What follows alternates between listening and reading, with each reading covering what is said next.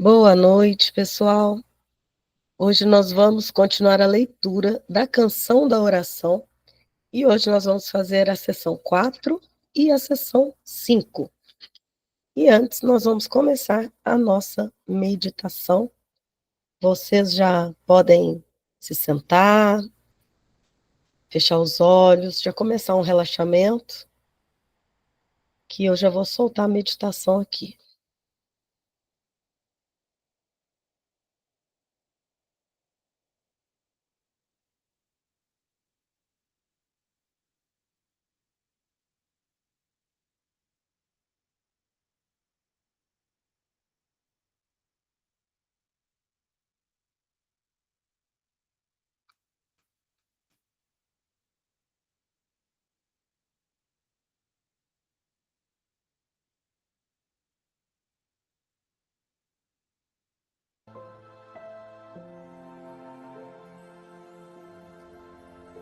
Vamos nos sentando confortavelmente.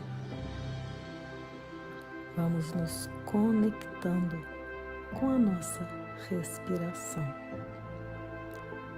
Inspira bem profundo e expira. Inspira novamente e expira. Vai se conectando com a sua respiração e deixando todos os pensamentos, julgamentos, deixando tudo que nos atrapalha a nos conectar com a nossa fonte.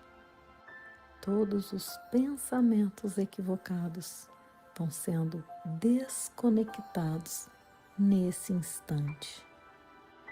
Inspira, expira.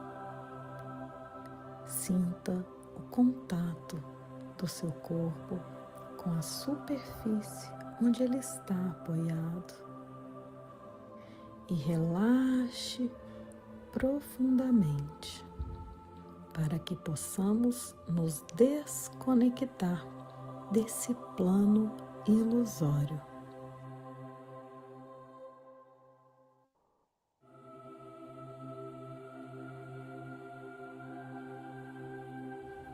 Obrigado a ti, Filho Santo de Deus, pois, tal como foste criado, todas as coisas estão contidas no teu ser, pois ainda és como Deus te criou, e não podes turvar a luz da tua perfeição. No teu coração está o coração de Deus. Tu lhe és caro, porque és Ele mesmo. Toda gratidão te pertence, devido ao que tu és.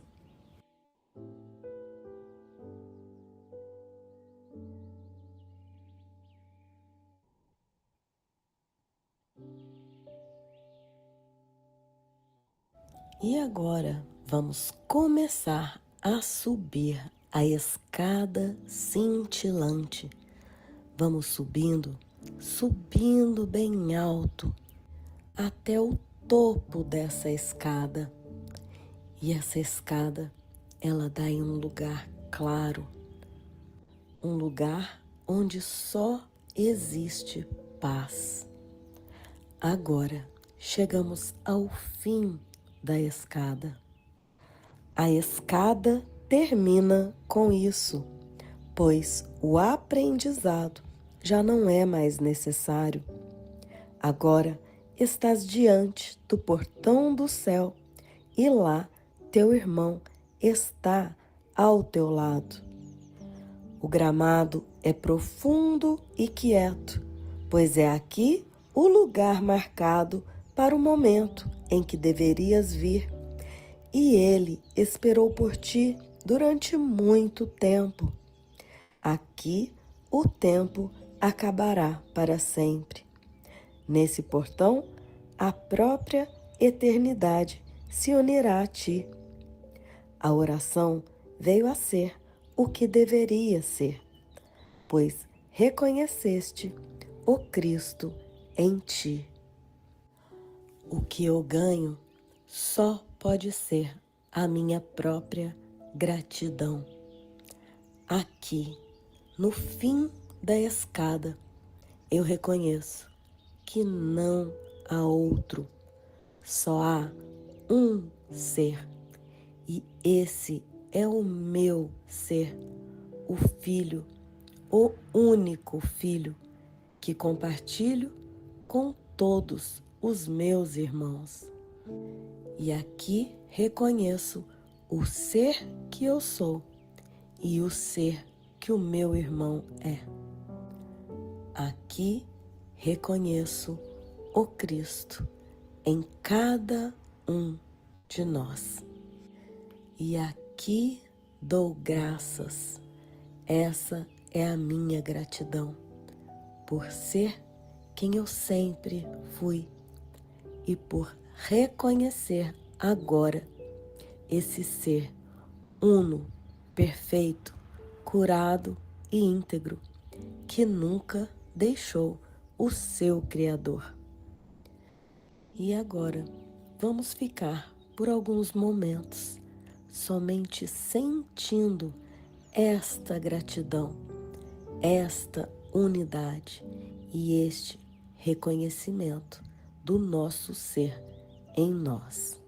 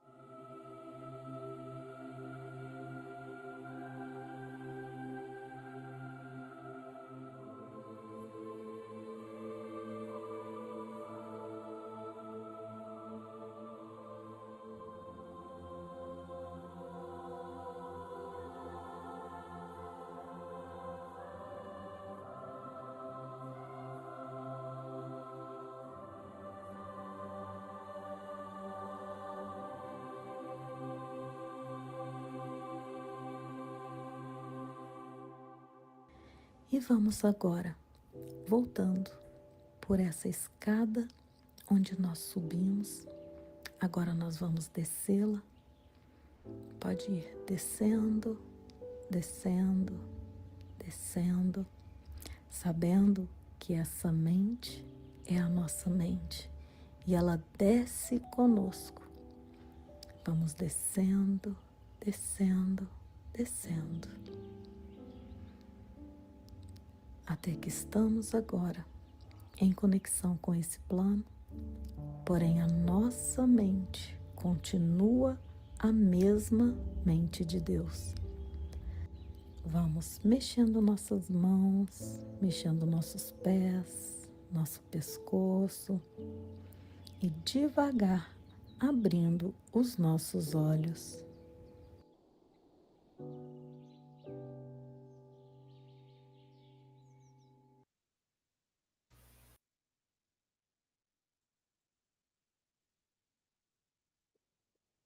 É isso, gente.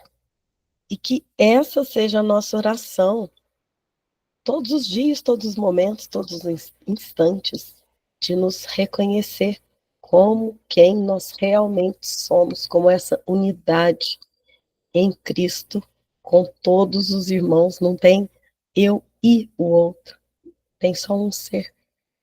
E que a gente possa ver isso, né? Até em todas as orações, né? Hoje nós vamos terminar aqui a escada, e que isso possa ser uma vivência, para que a gente aprenda com essa canção da oração que a gente está lendo. Hoje nós vamos ver a sessão 4, orar com os outros. Parágrafo 1. Até que o segundo nível, pelo menos, se tenha iniciado, não é possível que a oração seja compartilhada. Até esse ponto, cada um não pode deixar de pedir coisas diferentes. Contudo, uma vez que a necessidade de manter o outro como inimigo tenha sido questionada e a razão para fazê-lo tenha sido reconhecida, mesmo que seja por apenas um instante, unir-se em oração passa a ser possível. Então, gente, aqui agora a gente está indo para o segundo nível, né? O primeiro nível, que a gente viu na aula passada, até que a necessidade de manter o outro como inimigo tenha sido questionada, como ele disse na última aula aqui, ó, que a gente viu na última aula. O que eu pedi para o meu irmão não é o que eu quero para mim. Assim fiz dele meu inimigo. Então, o inimigo é aquele que eu separei.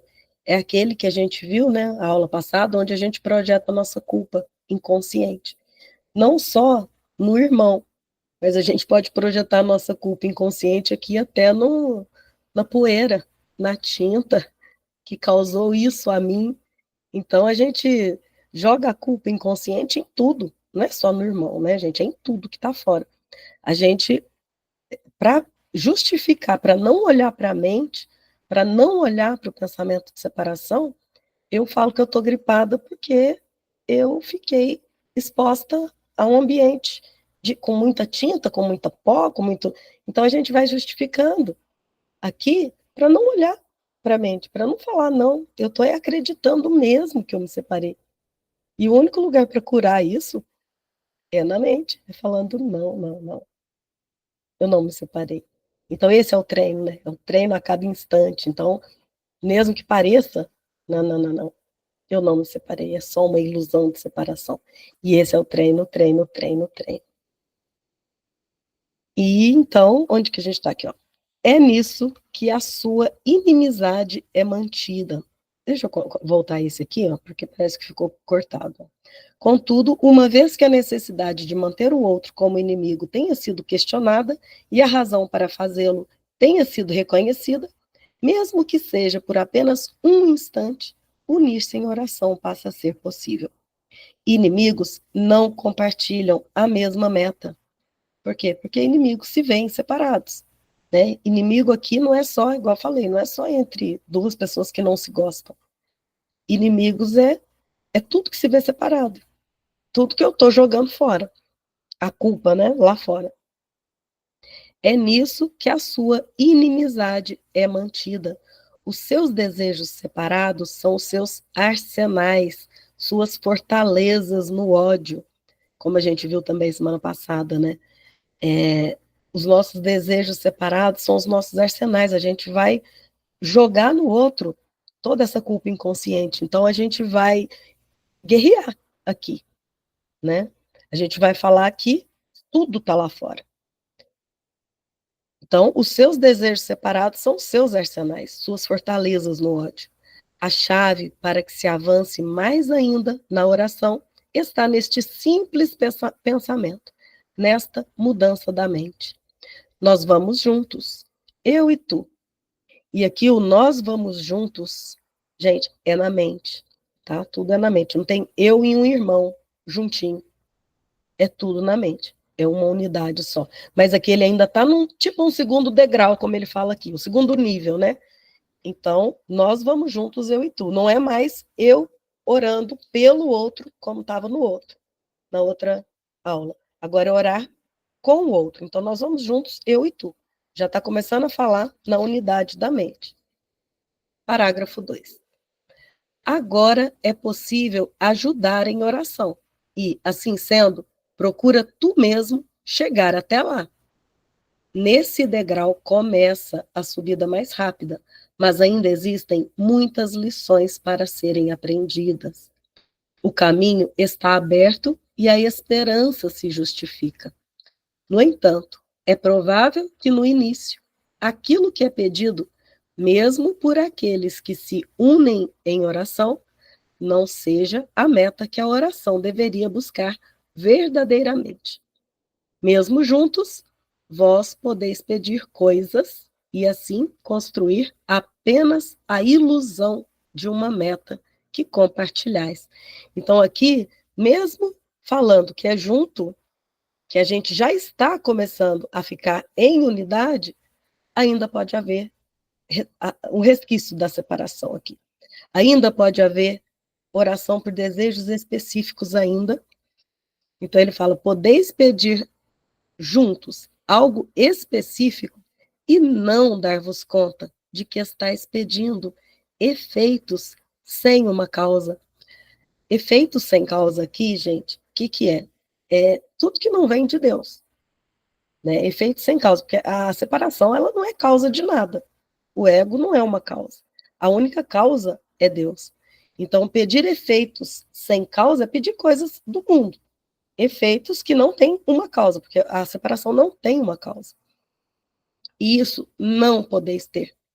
Ninguém pode receber apenas os efeitos pedindo a uma causa da qual eles não podem vir, que os ofereça a si mesmo. Não adianta, ainda enquanto estiver pedindo por coisas separadas, às vezes até em ilusão de estar pedindo por coisas boas, igual a gente falou na aula passada, ainda é efeito sem causa. A gente ainda pode estar com a meta aqui na ilusão. Então, ele fala aqui, gente, a subida é rápida, mas ainda no início pode ser que a gente ainda peça por coisas do mundo. Por isso que ele diz esse degrau. Então, são degraus. A oração, ele nos fala como degraus, tá? Mas a gente não precisa ficar preso num degrau. A gente pode ir já para o degrau que a gente agora aqui, que já vimos, né? Que nada nesse mundo surte efeitos, porque tudo que eu peço nesse mundo, daqui a pouco eu vou querer outra coisa. Nada aqui nesse mundo vai ser satisfatório, né? Então, a gente pode até continuar, mas com consciência de que ainda estamos num degrau inferior. E para que ficar num degrau inferior se eu posso pedir tudo, né? Então, hoje que nós vamos terminar aqui, para que a gente possa ter esse tipo de oração, de agora em diante. Mesmo quem está começando, viu, gente? Mesmo quem está começando, pode já começar a colocar uma oração mais no sentido do que ele nos ensina aqui, tá? Parágrafo 3. Mesmo a união, portanto, não é suficiente se aqueles que oram juntos não pedirem, acima de tudo, aquilo que é a vontade de Deus. Então, mesmo que a gente se una aqui hoje, vamos unir em oração, se a gente não pedir a meta aqui, que é a única vontade, a vontade de Deus é uma só, a vontade do Filho é uma só, que é a unidade perfeita. Enquanto a gente não pedir por essa única meta, não adianta, ó, não é suficiente essa oração em unidade. Só dessa causa, ele coloca aqui causa com letra maiúscula. Só dessa causa é possível vir a resposta, na qual todas as necessidades específicas são satisfeitas, todos os desejos separados, unificados em um só. Então é só através dessa causa com letra maiúscula, que é Deus, é só nesse lugar que todas as necessidades são satisfeitas. E ele fala necessidades específicas, às vezes a gente já leva também para o lado material, né? E, gente, quando essa causa é atingida, quando a unidade é atingida, é o que ele fala, buscar em primeiro lugar o reino de Deus. As necessidades específicas, elas começam a não ter nem sentido mais. Porque se você vai pedir por algo específico, você já sabe que o específico, por exemplo, igual eu dei o exemplo semana passada, até orar pelos filhos, você já sabe que o seu filho já é a unidade com você. Então, até isso, você sabe. Então, todos os desejos separados, eles ficam unificados em uma coisa só, que é a unidade com Deus. Orar por coisas específicas sempre implica em pedir que o passado se repita de alguma forma. O que foi agradável antes, ou pareceu ser, o que era de um outro e ele parecia amar, tudo isso são apenas ilusões do passado. Olha só, quando a gente ora por algo específico, a gente está trazendo o passado para o agora. E o passado, o que é o passado? Né? O passado da separação. É um relembrar tudo que está no nosso passado, relembra a separação.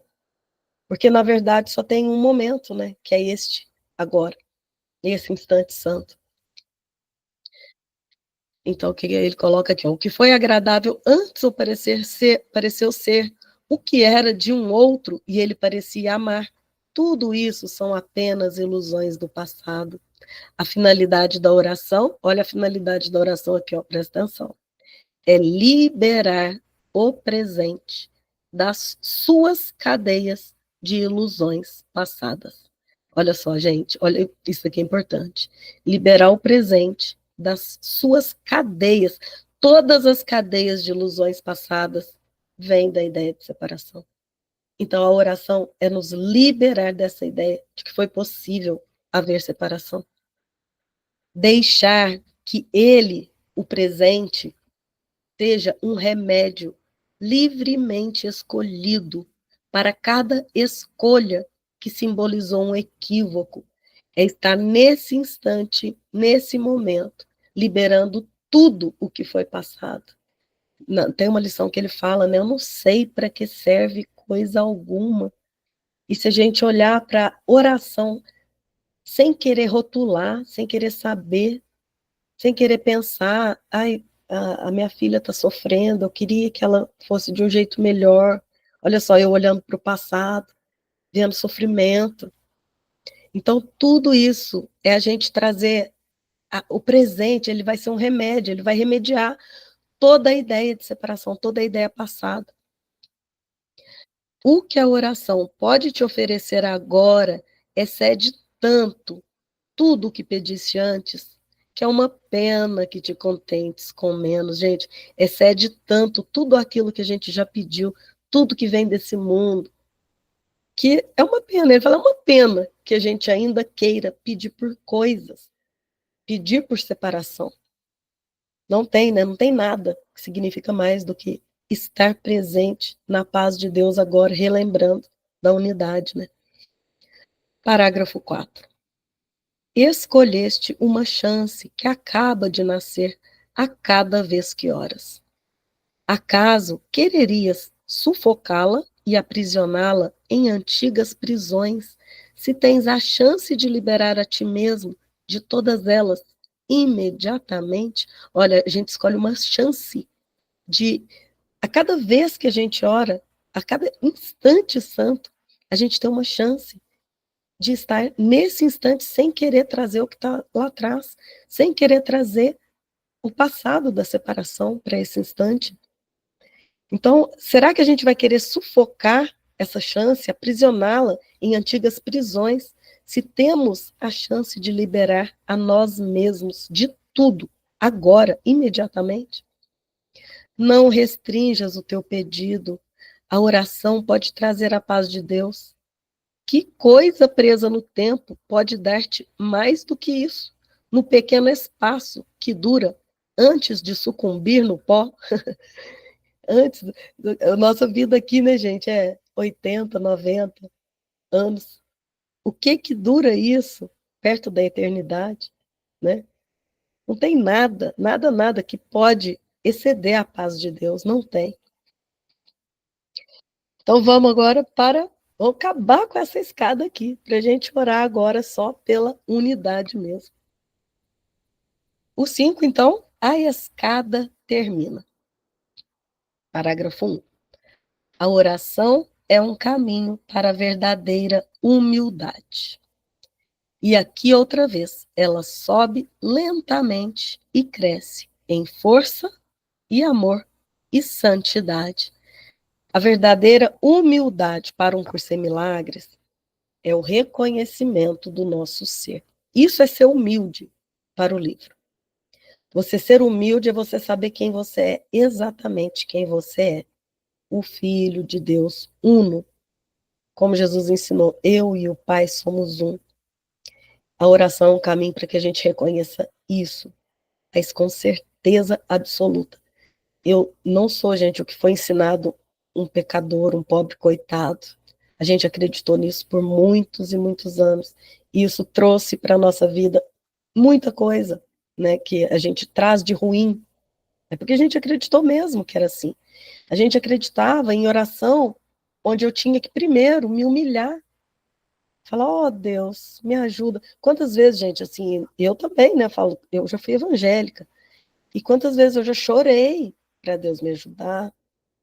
Então, e ali, hoje, eu olhando, você vendo Deus como um ser uno a nós, eu não precisava disso.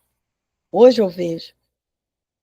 Não precisava chorar para que ele me desse alguma coisa, para que me desse um aperto que eu estava passando. Olha como é egoísta, né, a nossa oração. E hoje eu vejo assim que essa humildade não é isso, não é chorar e falar como eu estou sofrendo, olha aqui. Isso é confirmar a separação. Isso é falar que eu sou mesmo esse ser que sofre. Eu assumo que eu sofro. Já a verdadeira humildade, ela é assumir o ser real. E verdadeiramente. E cada dia que a gente vai treinando essa oração, isso vai ficando mais e mais. Por isso que é um treino, né? Por isso que Jesus fala que a mente sem treino não pode fazer nada, porque a gente precisa treinar mesmo, que nós fomos ensinados a pensar que somos separados. E agora é reconhecer a verdadeira humildade. E por isso que ela cresce em força, amor e santidade. Amor é unidade, santidade é unidade, tudo é unidade. Permita que ela apenas deixe o chão onde começa a se erguer para Deus. E a verdadeira humildade virá finalmente banhar de graças a mente que pensava estar sozinha e se bater contra o mundo. A gente pensava muito que a gente estava sozinho, mas não. Nosso ser é uno e a cada vez a gente vai reafirmando isso. A humildade traz paz porque não clama que tu tens que governar sozinho o universo, nem julgar todas as coisas como querem que sejam. Todos os pequenos deuses ela deixa de lado, com contentamento. Não ressentida, mas com honestidade. E o reconhecimento de que eles não servem. Gente, os deuses aqui com letra minúscula, né? Todos os pequenos deuses. A verdadeira humildade, ela deixa de lado. E os nossos deuses aqui são todos os nossos apegos. Eu tenho uma parte do meu treino, no Curso em Milagres, que eu tive medo de deixar os meus deuses. Eu tive medo porque eu achava que se eu deixasse esses deuses, não tivesse esse apego, o ego, eu achava que o ego era um ser que, tipo um diabo mesmo, que ia me punir. E eu pensava que esse ego me traria um castigo. E os meus apegos eram minhas filhas. E eu falava, não, eu não posso deixar esse apego, não, porque vai que esse ego quer me provar e me testar. E eu tive uma crise, assim, existencial mesmo, de não querer soltar meus apegos. E depois disso, a gente vai continuando a estudar, porque a gente tem a fase de ter medo, de soltar tudo. Depois a gente começa a estudar mais, a aprender mais. O Espírito Santo, que é a nossa mente corrigida, vem trazendo clareza para nós, que vai trazendo que isso é tudo uma mentira, é tudo uma história contada. O ego não tem poder a não ser que eu dê o poder. Porque o ego é um pensamento ilusório, que ele é dissolvido à medida que eu não dou esse poder para ele. E quando isso vai sendo dissolvido, esses deuses caem por terra, esses ídolos.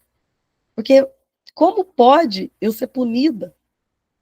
Eu já me puni acreditando na separação. Essa é a única punição, é acreditar. E o único jeito de sair dessa punição é ver que isso não é real. Então, vamos para o parágrafo 2. As ilusões e a humildade têm metas tão afastadas que não podem coexistir nem compartilhar uma morada na qual possam se encontrar. Então, as ilusões, né, que seriam o pensamento separado, e a humildade, que é reconhecer-me nessa unidade, não podem coexistir. E ele fala isso em várias partes do livro, né? Que não dá para servir a dois senhores, tudo isso ele já falou para nós desde que ele veio. Se uma vem, a outra desaparece. Não tem como reconciliar. Os verdadeiramente humildes não têm nenhuma meta a não ser Deus, porque não têm necessidade de ídolos e as defesas já não servem mais a qualquer propósito. Então, aceitando a verdadeira humildade, aceitando quem eu sou, a gente não tem outra meta. Não tem nada mais que eu possa querer, a não ser continuar nesse caminho de unidade. E aí você abandona, aí você vê, foi o que eu contei aqui, você vê que você não precisa desses ídolos, porque esses ídolos, aqui na ilusão, eles não existem, mas na unidade, tudo que está aqui é uno, não tem separação de você, não tem como você perder nada disso, e você larga as defesas também, as defesas de que pode haver um outro que me faz mal, não serve mais, porque você sabe que você e o outro já são o mesmo ser. Vamos lá. Os inimigos agora são inúteis, porque a humildade não se opõe a nada. Então não tem como mais a gente ter inimigos, porque não há dois, não há outro fora. A humildade não se opõe a nada. Ela não se esconde com vergonha, porque está contente com o que é, tendo o conhecimento de que a criação é a vontade de Deus. Como já não são o próprio ser com letra minúscula, ó, deixa eu voltar esse parágrafo aqui, ó. Ela não se vergonha. Deixa eu só permitir a entrada aqui, gente. Ela não se esconde com vergonha, porque está contente com o que é. O que ela é? A unidade. Tendo o conhecimento de que a criação é a vontade de Deus. A vontade de Deus é isso, é ser uno, é a humildade perfeita. Como já não são o próprio ser, com letra minúscula, passam a ser, com letra maiúscula. Os verdadeiramente humildes não são mais o próprio ser, com letra minúscula, e agora passam a ser, com letra maiúscula. E isso vem em todos os encontros nos quais se unem em contentamento com cada filho de Deus reconhecendo que compartilham a sua pureza, olha só. Então, como eles não são mais o ser com letra minúscula, que agora eles são a própria unidade, eles veem isso em todos os encontros que você se une, em todos que você se encontra, ele vê o próprio Filho de Deus em cada um, reconhecendo que compartilham a sua pureza, todos têm a mesma pureza de Deus. Essa semana aconteceu uma coisa engraçada, né? Tem uma menina que trabalha com a gente e ela é bem atrapalhadinha, assim, e fala e conversa. E esses dias ela estava falando, e quando ela saiu, meu colega começou a rir, falou, nossa, falta muito parafuso nessa menina. E eu comecei a rir e falei para ele assim, olha, posso te falar uma verdade. Aqui nesse teatro, isso aqui é um teatro, né, gente? E a gente precisa ver isso como um teatro. Aqui nesse teatro tem aquele que vai representar o papel do doidinho, tem aquele que vai representar o papel do assassino, tem aquele que vai representar o papel do bonzinho, do legal, tem vários papéis, mas não é diferente. Ela não é diferente. Ela só representa um papelzinho aqui de doidinha, mas o ser é o mesmo. Então, assim, a gente consegue ver em tudo isso que ele está falando aqui, ó. Reconhece a pureza, além da doidinha, além do assassino, além, né? Você reconhece que é só um papelzinho que ele está jogando aqui nesse joguinho. Parágrafo 3. Agora, a oração se ergue do mundo das coisas, dos corpos e de todos os tipos de deuses, com letra minúscula. E tu podes finalmente descansar em santidade. Então, agora a oração está além, gente. Além do mundo das coisas, dos corpos e de todos os deuses que a gente inventou aqui. E agora a gente pode descansar em santidade. A humildade veio para te ajudar a compreender a tua glória como filho de Deus e reconhecer a arrogância do pecado. A arrogância aqui para o Curso em Milagres é a gente achar que é esse ser pecador. Isso é ser arrogante. É você falar, não, eu sou mesmo esse ser que, eu não sirvo para nada mesmo. Eu não aprendo, eu sou burra. E a gente vai se colocando aqui cada característica e começa a acreditar nisso. Isso é arrogância. É você falar que você é algo que você não é. É você assumir um papel que não é seu. É só um papelzinho mesmo, ilusório. Então, isso é arrogância para um curso em milagres. Um sonho encobriu a face de Cristo para ti. Quando a gente está na arrogância, é porque o sonho encobriu essa face da humildade, né, para nós. Agora podes olhar para a sua impecabilidade, a sua com letra maiúscula, e olha a palavra impecabilidade. Pecado é separação, impecabilidade é não pode haver separação. Agora a gente pode olhar para a nossa impecabilidade, a nossa unidade. A escada subiu muito alto. Tu vieste quase até o céu. Há pouco mais a ser aprendido antes da jornada se completar. Agora podes dizer a todos aqueles que vêm para se unir a ti em oração: eu não posso ir sem ti, pois és uma parte de mim. Então agora a gente subiu até o último degrau, que a gente já não vai mais junto, a gente já é o mesmo. Não tem dois orando juntos, tem uma mente que não se separou. Então eu não posso ir sem ti, pois és uma parte de mim. A gente reconhece que cada pecinha dessa aqui, desse quebra-cabeça aqui, é o mesmo quebra-cabeça gigante, é o mesmo Cristo. E assim ele é na verdade. Agora podes orar só por aquilo que verdadeiramente compartilhas com ele, pois compreendeste que ele nunca partiu e tu, que parecias sozinho, és um com ele. Agora a gente pode reconhecer que não teve como eu e meu irmão sermos separados. E aqui, a gente também... Hoje eu vi uma coisa, gente, que as pessoas ainda falam sobre perdão entre pessoas, né? Ok. Mas quando a gente chega nesse ponto aqui, ó, Não há mais perdoar uma outra pessoa. Não existe mais isso. É relembrar que aquela pessoa e você são o mesmo. E nesse lugar, nem tem perdão mais. Porque você já viu a unidade. Você já se uniu a ele. E acabou. Você já reconheceu quem ele é. Lembra o perdão na mente? Eu me perdoo por sonhar que a gente tinha se separado. Então, o perdão é só na mente. Toda vez que você pensar assim, eu vou perdoar, eu já perdoei, eu não perdoei aquela pessoa. Toda vez que vier esse pensamento na mente, lembra disso. Você não perdoa o outro. Você relembra que você e o outro nunca se separaram da fonte. Esse é o perdão verdadeiro.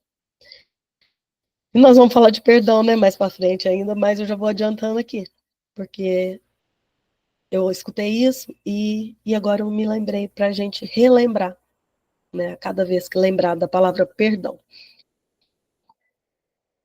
Então, compreendeste que ele nunca partiu e tu que parecia sozinho és um com ele. Último parágrafo. A escada termina com isso, pois o aprendizado já não é mais necessário. Agora estás diante do portão do céu e lá teu irmão está ao teu lado. O gramado é profundo e quieto, pois é aqui o lugar marcado para o momento em que deverias vir, e ele esperou por ti durante muito tempo. Aqui o tempo acabará para sempre.